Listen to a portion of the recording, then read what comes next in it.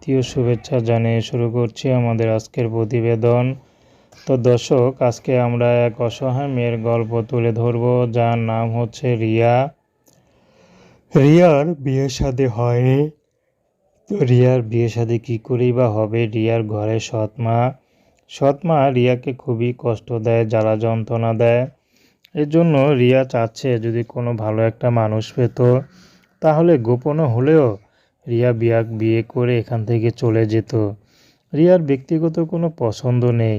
রিয়াকে যে আপন করে নিতে পারে, তার বয়স যতই হোক, রিয়া তার সাথে চলে যাবে। কারণ রিয়া আর চাচ্ছে না এখানে থাকতে। কারণ রিয়াকে তার মা খুবই কষ্ট দিচ্ছে। তার বাবা আছে, কিন্তু বাবা কিছু বলে না। তো রিয়া খুব ইচ্ছা ছিল পড়াশোনা করবে, পড়াশোনা করতেও চেয়েছিল, কিন্তু তার সৎ মা তাকে পড়তে দেয়নি। উল্টো বই যা ছিল, বইগুলি সব বিক্রি করে দিয়েছে, যাতে রিয়া পড়তে না পারে। তো রিয়া খুবই খারাপ লেগেছিল, কিন্তু শুধু সহ্য করে আর কোনো ক্ষমতা ছিল না তার। কাউকে বলতেও পারতো না কিছু। তো রিয়া এখন গোপনে তার বান্ধবীর কথা ইউটিউবে এসেছেন, যদি ভালো একটা মানুষ পায় তাহলে বিয়ে করে ঘর সংসার করবে। তো দর্শক, প্রেম ভালোবাসা সাহায্য সহযোগিতা বিয়ে শাদী